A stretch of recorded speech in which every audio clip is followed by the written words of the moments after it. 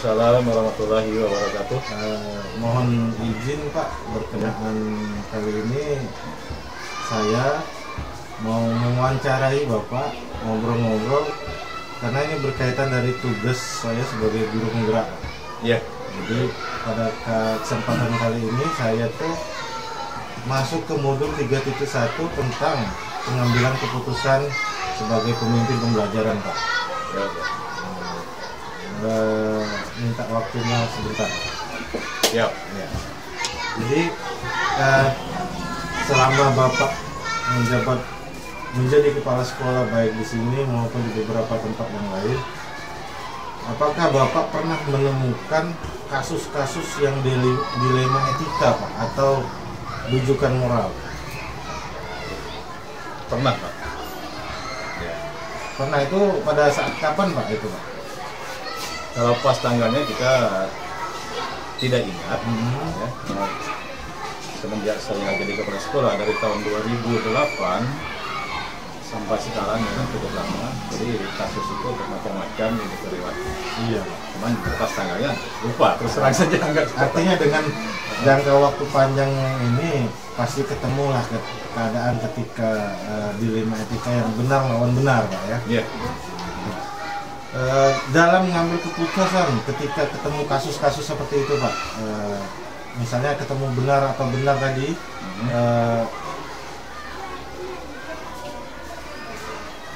bersama kasusnya, bagaimana cara Bapak dalam mengambil keputusan yang utama dalam menghadapi kasus-kasus yang dilema etika ini Pak? Ya, ini kita berdasarkan pengalaman saja Pak menurut saya. Iya. Pertama kita harus mengenali bahwa ada nilai-nilai yang saling bertentangan dalam kasus etika. Nah, setelah kita kenali, baru kita bisa menentukan siapa yang terlibat dalam kasus ini. Iya, Nah, kalau siswa atas nama siapa. Nah, selanjutnya kita harus mengumpulkan fakta-fakta yang ada di lapangan. Nah, setelah kita dapat fakta tersebut, bisa kita telusuri. Iya. Nah, terakhir kita biasanya pengalaman saya kita harus itu mengadakan pengujian benar atau salah. Iya. Itu sih pengalaman saya. Karena memang dilema etika ini berkaitan dengan salah satunya kadang-kadang ketemu dengan nurani. Iya, benar. Walaupun benar sama benar, yang ketemunya ketika nurani itu yang bahkan kita bikin dilema gitu. Hal apa yang selama ini Bapak anggap efektif ketika Bapak mengambil keputusan Pak, misalnya dalam menghadapi kasus-kasus tersebut Pak? Itu diantaranya kita harus menetapkan tujuan dan sasaran. Itu yang pertama. Apa tujuannya kita memecahkan kasus-kasus atau masalah-masalah etika ini. Kemudian yang kedua kita harus bisa mengidentifikasikan persoalan-persoalan yang terjadi. Iya. Terus selanjutnya kita harus menentukan alternatif apa saja. Terakhir kita harus membuat atau menerapkan suatu keputusan. Itu saja. Iya. Karena memang namanya dilema ya Pak. Iya. Karena memang agak sulit, tapi mesti harus dianalisis seperti Bapak sampaikan tadi Pak. Nah, yang dalam beberapa kasus yang selama ini Bapak temukan, tantangan apa Pak yang merupakan tantangan dalam mengambil keputusan menghadapi kasus-kasus tadi Pak? Ya, memang kita dalam bekerja pasti punya tantangan. Nah, diantaranya tantangan masalah etika ini pertama tidak adanya pedoman khusus. Oh iya, benar. Selama ini yang saya rasakan sekian tahun sebagai kepala sekolah, tidak ada yang namanya pedoman khusus regulasi mengenai kasus dilema etika ini. Iya. Itu yang saya ketahui. Kemudian juga yang kedua, lingkungan yang kurang etis. Nah, terus yang ketiga perilaku individu yang susah dimengerti. Iya. Kan itu tantangan kita. Karena memang banyak orang, banyak kasus dan banyak juga perbedaan pendapat ya Pak. Pasti beda. Beda orang, beda kasus, beda pendapat. Iya, jadi memang tantangan yang seperti itu yang selalu Bapak hadapi selama menjadi kepala sekolah dari 2008 sampai sekarang. Iya, benar. Kemudian Pak, ketika dalam ada nih kasus pada hari ini atau kemarin, apakah Bapak dalam memecahkan masalah tadi, memecahkan kasus dilematika itu memerlukan jadwal atau mempunyai prosedur yang wajib harus SOP-nya seperti ini? Nah, itu Pak. Pengalaman saya selama ini saya tidak punya jadwal karena biasanya kasus itu datang dengan tiba-tiba. Iya. Kalau terjadwal itu diatur. Iya. Tidak punya jadwal. Jadi memang ada muncul kasus, disitulah kita analisis, kita pecahkan masalah. Kemudian jika ada kasus, lagi kasus ini tentang benar lawan benar, dilematikanya, adakah seseorang atau faktor-faktor yang selama ini mempermudah Bapak atau membantu Bapak dalam mengambil kesimpulan, Pak? Ada. Contoh, kalau siswa kita itu kita harus panggil beserta wali kelasnya. Karena wali kelas mereka itu pasti lebih paham, lebih mengerti tentang siswa mereka. Nah, jadi kita harus mengadakan kerjasama dengan wali kelas. Gitu. Artinya memang Bapak memanfaatkan ruang lingkup terkecil mereka yang terdekat dengan si kasus tadi, si anak misalnya, itu yang untuk diajak dalam mengambil keputusan. Benar. Dari semua yang telah Bapak sampaikan ini Pak, terkait masalah kasus dilematika, karena memang ini bahasa baru tapi sudah lama kita lakukan, sudah lama Bapak alami. Pengalaman itu, pembelajaran apa yang dapat Bapak petik dalam mengambil keputusan menghadapi kasus-kasus dilematika ini? Iya, dalam hal ini kita untuk lebih menanamkan pentingnya mempunyai etika, ya, dan moral dalam diri kita. Contoh, kita harus jujur, kemudian kita harus punya kedisiplinan tinggi, taat beragama, sopan santun, bertanggung jawab, saling menghargai, saling menghormati sesama. Itulah yang dapat kita ambil dari kasus-kasus tersebut. Sehingga apa? Kalau kesimpulan yang dari obrolan Bapak tadi, saya menganggap hal itulah yang menjadi dasar kita bekerja. Benar. Secara terukur ya. Tidak menimbulkan kasus-kasus yang membuat kepala sekolah menjadi dilema gitu. Oke. Nah, demikian Pak, terima kasih banyak atas kesempatannya. Semoga ini jadi informasi baru bagi saya dalam guru penggerak ini, dan sebagai saya juga untuk melakukan pemimpinan pembelajaran ke depannya Pak. Terima kasih atas kesempatannya Pak. Assalamualaikum warahmatullahi wabarakatuh. Waalaikumsalam warahmatullahi wabarakatuh. Terima kasih Pak. Ya, sama-sama.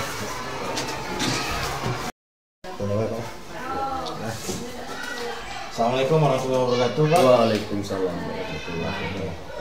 Saya izin Pak mohon untuk wawancara kegiatan saya di modul 3.1 calon guru penggerak Pak. Jadi di modul itu kami diminta untuk mewawancara beberapa kepala sekolah di lingkungan kami terkait dalam pengambilan keputusan selama Bapak menjabat Pak.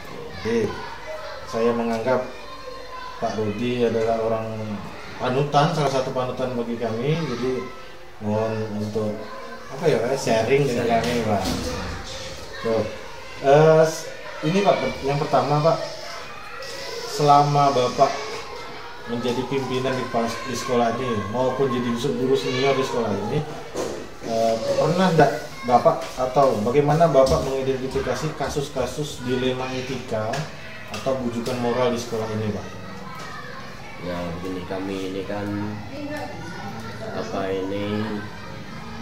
kalau di sekolah ini, kalau di SD kan tidak ada guru BP kan. Jadi kalau ada misalnya yang bertentangan atau misalnya pelanggaran ya, jadi diserahkan dengan guru masing-masing. Kalau masalahnya itu agak besar, baru limpahkan ke kepala sekolah. Terus bagaimana Bapak misalnya ketika ada kasus tuh Pak, kasus dilema etika, baik kasusnya itu dibuat oleh guru maupun dibuat oleh siswa, bagaimana Bapak dalam mengambil keputusan jika kasus itu dua-duanya benar Pak? Iya begini, kita ngambil jalan tengahnya, kita panggil kan, kita tanya satu persatu bagaimana misalnya pelanggaran itu apakah fatal, misalnya kan. Apakah tidak, kita ambil titik temunya. Iya. Ya, kemudian kita nasihati, atau misalnya kita ya ibaratnya ada ya, kita pertemukan antara kedua-duanya itu Dikonfrontir. Jadi nanti akan ketemu titik temunya. Iya. Jadi itu. Karena memang namanya di sekolah Pak ya, pasti ada Pak kasus Iya benar. yang sama-sama benar. Iya, Sama-sama benar. Argumennya kan itu harus ada benturan. Jadi ibaratnya ada suatu penengah. Ibaratnya atau juri lah. Jangan sampai terus selalu benturan Pak ya. Benturan. Kan paham lah kan. Namanya manusia ini mencari ini benar. Nah, kalau titik temunya nggak ada, jadi lama-lama gesekan terus, akhirnya apa namanya, nggak ketemu. Nah, akhirnya ketemu buang muka. Nah, kalau kita pertemukan, kita tidak memihak manapun kan. Nah, kita sebagai orang tua ini, sebagai pimpinan, sebagai yang dituakan, kita harus mengambil jalan tengah. Tidak ada yang benar, tidak ada yang salah. Karena memang itu Pak ya, kalau saya pernah membaca itu, masalah kecil itu sama kayak bola salju yang turun dari gunung Pak. Nah, kecil, tapi makin turun makin membesar, dan itu yang merusak organisasi. Yang jelas itu adalah seperti apa itu, api dalam sekam.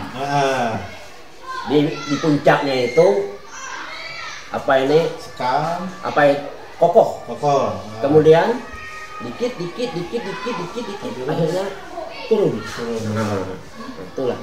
Jadi yang sedemikian itu atau masalah seperti itu wajib kita kemukakan. Karena kalau di satuan pendidikan ini, kalau tidak ada yang satunya itu tidak sinkron, maka akan merusak. Ibaratnya gara-gara setitik nila rusak semua. Rusak susu sebelangnya. Iya, benar. Karena memang itulah namanya masalah. Masalah itu. Nah, kemudian kan kalau misalnya antara intern dulu, alhamdulillah selama saya di sini kan adalah gesekan-gesekan dikit-dikit kecil kan, tetapi dengan kearifan lokal kan kita pertemukan, komunikasikan, empat mata, dikasih nasihat, dikasih arahan kan. Kita mencontohkan ini itu banyak negatif lah. Nah, jadi kita beri pandangan, akhirnya ya kelar masalahnya. Nah, karena di sini terus terang ya, tidak ada yang namanya blok-blokan, ya, kubu-kubuan. Jadi maksud kami itu kalau semuanya sakit, kalau satu sakit semua sakit. Dan itulah Pak salah satu alasan saya mohon izin untuk mewawancara Bapak, karena memang penilaian kami di luar tentang sekolah ini bahwa ini cukup teratur, cukup terarah, sehingga tidak ada gesekan-gesekan yang terlalu kuat menimbulkan kesulitan hati itu. Ini selanjutnya Pak, ketika ada masalah, ketika ada kasus dilema etika yang benar lawan benar tadi, tantangan apa yang Bapak rasakan dalam mengambil keputusan? Nah, gini ya, sebagai kita ini manusia ya, kadang-kadang bertentangan dengan keinginan atau hati nurani. Tetapi ya apa boleh buat, kita dipercayakan sebagai pimpinan. Nah, kita meredam, ya. Kemudian kita mengklirkan semua masalah itu supaya tidak berkembang, terekspos, keluar. Karena memang kalau suatu masalah kecil pun yang menurut kita di dalam bukan masalah yang heboh, tapi kalau sudah nyampe keluar itu luar biasa. Kenapa? Karena ibaratnya gula itu satu butir saja, lebih dari ratusan semut yang mengerumuni. Apalagi kita ini kan figur ini ibaratnya ya seperti Oma Irama. Kita kenal dengan Oma Irama nggak kenal dengan kita. Iya, benar, Pak. Orang kenal dengan Pak Rudi mungkin nggak kenal dengan orang. Iya, benar benar. kan? Nah, itu. Karena apa? Guru digugu, ditiru. Anak kencing berlari, guru kencing berdiri, anak kencing berlari. Nah, itu sangat fatal ini. Kalau kasus itu di. Nah, jadi kalau saya ya, jangan dulu bisa keluar, kita selesaikan secara bersama-sama. Kalau sudah keluar, maklum, ya, kecil jadi besar. Karena memang kata pepatah itu kalau tidak ada api, tidak ada asap. Memang benar. Tetapi itulah asap itu kemana kita mengarahkan? Nah, apakah mau dihilangkan? Iya, apakah kita buat cerobong ke belakang? Itu. Itu Pak, selanjutnya jika ada masalah nih, ada kasus yang tiba-tiba terjadi di sekolah ini ketika Bapak menjadi pemimpin maupun jadi guru semua kemarin, dalam menyelesaikannya apakah Bapak menjadwalkan penyelesaian masalah dalam mengambil keputusan itu, atau memang Bapak melakukan pengambilan keputusan itu secara spontanitas lah, karena penjadwalan itu ya kadang-kadang kan kasus ini tak terduga. Iya. Ya, tak terduga, gesekan dengan tetangga sebelah misalnya kan. Iya, karena kalau terjadwal ini kita itu sudah tahu kasusnya apa. Tapi kalau spontan misalnya kan, misalnya guru kita melihat tetangga misalnya buang sampah ke halaman. Nah, kadang otomatis guru kita itu menasihati. Nah, tetangga itu kemungkinan tidak menerima, jadi kita panggil, dia spontan lah. Karena memang kalau penyelesaian kasus itu dijadwalkan, berarti kita merencanakan masalah. Berarti kita itu harus membuat kasus. Kasus ini kan tak terduga. Selanjutnya Pak, ketika ada masalahnya Pak, dalam Bapak mengambil keputusan menyelesaikan masalah itu, adakah faktor atau orang yang bisa mempermudah Bapak mengambil keputusan, yang bantu Bapak dalam mengambil keputusan? Terus terang ya, ada. Karena kawan-kawan di sini kan, misalnya memang saya itu kalau segi umur memang senior, tapi kalau misalnya pengetahuan, karena termasuk generasi gaptek kan, umur 67 ke atas itu, nah banyak kawan-kawan yang mengerti teknologi, kemudian membantu. Terus terang saya tidak banyak, misalnya saya tahu nih teknologi belum, cuma kawan misalnya katakanlah Pak Eko, Pak Pur, Bu Amdan masuk melalui masukan. Karena kalau kita misalnya mengambil keputusan, kita harus bertanya juga kepada guru-guru kan, bukan kita itu diktator gitu. Iya, benar. Karena memang mungkin saja keputusan itu kalau dari cerita Bapak tadi, mereka menyampaikan ide yang out of the box, yang tidak terpikirkan. Yang tidak terkapar oleh kita. Karena malum kan, kalau umur sudah 55 itu sering ngeblank. Jadi diperlukan pemikiran yang masih fresh, yang muda-muda itu. Nah, gitu. Dan terakhir ini Pak, setelah semua yang Bapak sampaikan tadi,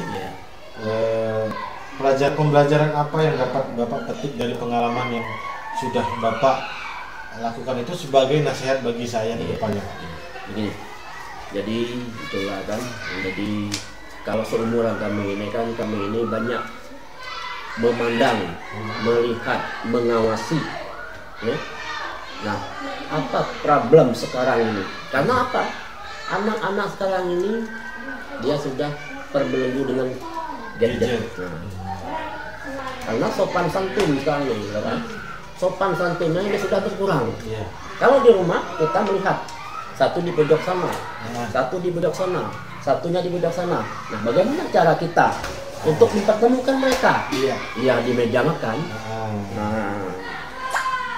Ya, di meja makan atau nonton TV sama-sama. Nah, kemudian kita Oh, misalnya kata kita, jangan anak itu, main HP tidak boleh, boleh. Nonton tidak boleh, boleh. Tetapi harus ada waktunya. Nah itu saja. Karena memang di zaman sekarang ini kodrat zamannya anak-anak dengan gadget. Hanya saja kalau saya kesimpulan dari Bapak tadi bahwa kita itu harus menuntun mereka. Jangan kita ini tidak boleh, itu tidak boleh. Karena anak itu bingung. Dibolehkan tapi dituntun. Terima kasih banyak Pak atas kesempatannya, banyak pelajaran berharga yang saya dapatkan. Karena memang ini kalau kemarin saya sudah mendapatkan pembelajaran juga dari kepala sekolah di SD 2, sekarang pembelajaran baru lagi yang saya dapatkan. Terima kasih atas kesempatannya Pak. Maaf. Assalamualaikum warahmatullahi wabarakatuh. Waalaikumsalam warahmatullahi wabarakatuh. Assalamualaikum warahmatullahi wabarakatuh, Bu. Waalaikumsalam warahmatullahi wabarakatuh. Saya mohon izin Bu, mau wawancara Ibu, menggali informasi terkait saya sebagai calon guru penggerak. Nah, dan pada saat kesempatan ini kami di modul 3.1 Bu. Jadi di situ kami belajar tentang bagaimana cara pengambilan keputusan sebagai pemimpin pembelajaran. Nah, pada kesempatan ini saya ingin mewawancara Ibu karena saya menganggap Ibu adalah salah satu pemimpin di lingkungan tempat saya bekerja ini, salah satu orang yang yang menarik bagi saya untuk digali informasinya, karena secara pengalaman baik itu sebagai kepala sekolah maupun sebagai senior di sekolah mungkin banyak pengalaman kayak gitu. Yang pertama Bu, selama Ibu di dunia sekolah ini, bagaimana cara Ibu mengidentifikasi kasus-kasus yang berkaitan dengan dilema etika? Dilema etika ini ketemu kasus atau masalah yang benar lawan benar Bu. Gitu. Jadi bagaimana Ibu bentukkan mengidentifikasi masalah kasus yang pernah Ibu temui sama ini? Kalau menurut saya cara mengidentifikasinya itu mencari dulu akar permasalahannya Pak. Nah kan apa maksudnya akar dari permasalahan kasus tersebut. Setelah itu mungkin saya memanggil yang bersangkutan untuk mengenali dulu apa permasalahannya itu memang benar dilakukan oleh apa itu? Yang bersangkutan tadi? Iya, yang bersangkutan tadi saya panggil dulu, kita kenali dulu sama-sama, kita musyawarahkan dulu, kita cari akar permasalahannya. Setelah itu mungkin kita menentukan siapa yang terlibat dalam situasi ini. Itu menurut saya untuk sekarang ini. Karena memang itu ya Bu ya, karena kita di lingkup kerja yang sering bertemu dengan banyak orang, jadi karakter yang berbeda. Jadi pasti saya meyakini bahwa Ibu sering ketemu masalah yang benar, tidak ada yang salah. Kalau kita yang salah lawan benar ini gampang ya. Tapi yang benar ketemu benar. Nah itu.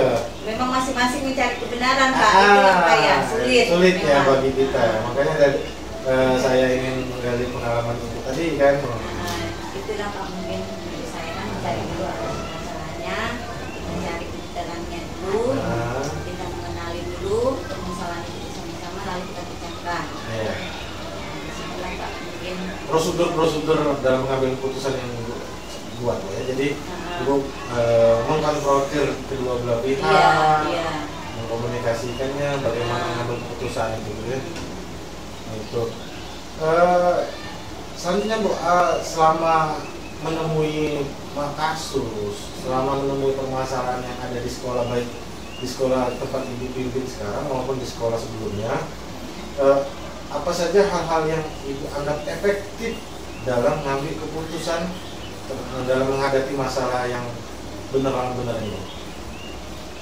Efektif? Iya, yang Ibu anggap efektif. Kasusnya kayak A lawan si A, atau kasus tentang masalah PPDB misalnya. Bukan PPDB ini kan di Bangka Satu tempat kita ini pasti ada tiap tahun kuota sudah terpenuhi, masih ada orang yang ingin masuk nyerobot pengen tetap masuk dengan lapor ke dinas, padahal kuota sudah terpenuhi. Itu kan dilema Bu, kan diterima gimana, diterima kita bermasalah tidak boleh. Nah Ibu bagaimana dalam menanggapi hal kasus-kasus tersebut? Kalau saya kan memang kepala sekolah, mungkin kepala sekolah masih punya atasan lagi. Nah, mungkin saya akan menginformasikan atau mengomunikasikan dengan pihak yang berada lebih atas atau lebih tinggi dari jabatan saya, seperti orang-orang dinas, seperti itu kan. Siapa bagian masalah kesiswaan ini di dinas pendidikan, mungkin saya hubungi, saya komunikasikan, saya telepon bagaimana cari solusi yang terbaik untuk menyelesaikan masalah ini. Kalau menurut saya seperti itu Pak. Ya, karena memang dilema Bu ya. Iya. Anak tidak diterima, dia tidak sekolah. Mentang-mentang orang tuanya, anaknya juga kasihan ikut apa itu menerima efek lah. Jadi korban. Jadi korban. Jadi ketika kita terima, dapodik kita bermasalah karena kelebihan siswa. Ya, itu yang bikin kita dilema. Jadi benar ya. Jadi memang hal yang menurut efektifnya kita konsultasi ke dinas pendidikan, cari solusi bersama-sama. Kalau memang dinas memutuskan ya, saya juga harus ikut seperti itu Pak. Menurut saya. Kemudian Bu, ketika menemui masalah-masalah lain terkait masalah PBB tadi, saya ketemu masalah lain yang benar lawan benar tadi. Nah, apapun yang terjadi di sekolah bahwa si A itu benar, si B ini benar. Tantangan apa yang Ibu alami dalam mengambil keputusan yang menjadi tantangan menurut Ibu? Karena ini memang kan ya, namanya benar sama benar. Berebut kebenaran lah. Mungkin saya bisa panggil atau kumpulkan untuk bermusyawarah, baik itu komite, guru, dan pegawai yang ada di sekolah tersebut. Saya kumpulkan, kita rembuk bersama, kita dengar bersama, terutama kalau ada, seperti saya kan kalau untuk masyarakat luar mungkin yang bisa jadi panutan itu komite. Mungkin mereka dengar dengan kebijakan dari komite tersebut. Mungkin itulah Pak. Iya. Karena memang tantangannya adalah mengkomunikasikan. Mengkomunikasikan ke pihak orang, jangan sampai misalnya ada masalah nih, masalah kecil kalau sampai keluar kan bisa jadi besar. Iya, maka dari itu yang terlibat dalam sekolah tersebut seperti komite mungkin saya libatkan untuk menyelesaikan masalah tersebut. Karena dilema Bu ya, benar lawan benar ini sulit Pak, mencari kebenaran sendiri-sendiri masing-masing. Tapi kalau nyata-nyata yang satu salah, kita enak. Sebagai manusia yang normal, kalau yang salah itu salah sudah. Ini ketemu benar sama benar ini yang jadi ngotot mereka berdua. Malah kesannya terjadi gesekan di sekolah yang awalnya tentram kompak. Kalau ada gesekan dua orang yang benar ini ikut-ikutan merusak organisasi. Benar Pak. Kemudian Bu, ketika ada suatu masalah nih datang di sekolah, ada masalah yang dilema etika tadi.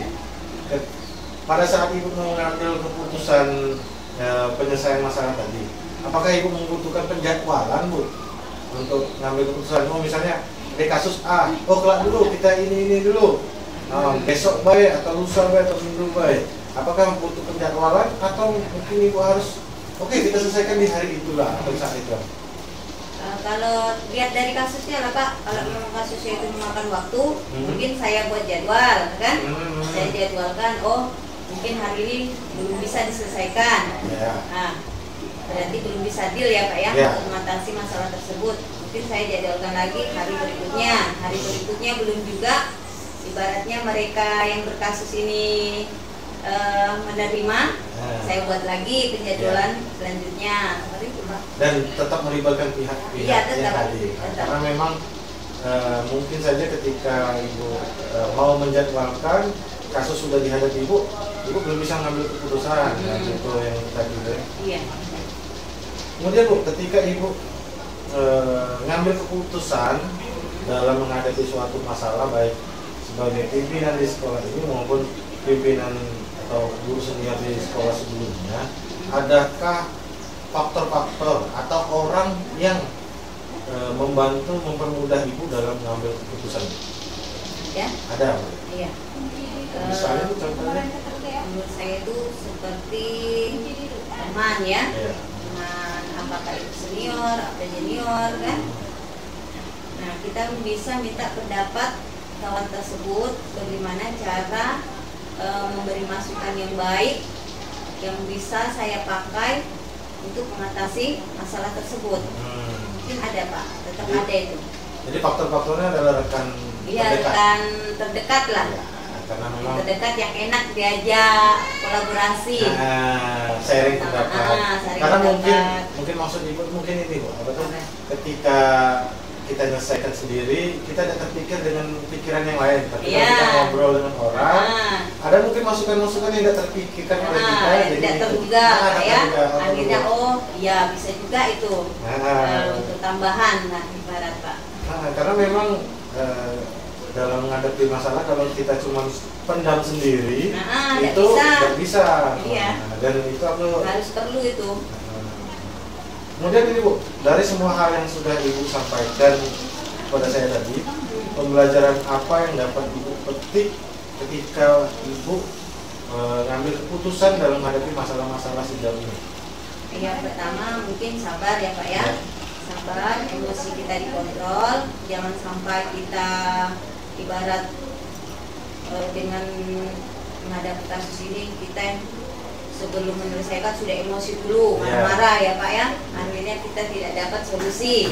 Jadi mungkin itu tadi perlu ketenangan Pak ya, mengambil keputusan, terutama sabar dan apa itu menerima lah apa yang terjadi, apa yang terjadi dalam masalah saya ini tadi kan. Kuncinya itu tadi Pak, sabar dan tidak perlu emosi. Terima kasih banyak Bu. Sudah ya Pak ya? Karena memang di modul ini kami sebagai guru penggerak itu bagaimana belajar untuk mengelola emosi dan mengambil keputusan. Karena memang itu sebabnya kami ditugaskan untuk wawancara, ngobrol, sharing pendapat dan mencuri ilmu. Termasuk sekarang saya mencuri ilmu dari Ibu bagaimana dalam mengambil keputusan, memimpin suatu komunitas pembelajaran. Sekali lagi saya mengucapkan terima kasih atas kesempatan Ibu meluangkan waktu itu untuk saya minta pendapat. Saya akhiri, wassalamualaikum warahmatullahi wabarakatuh. Waalaikumsalam.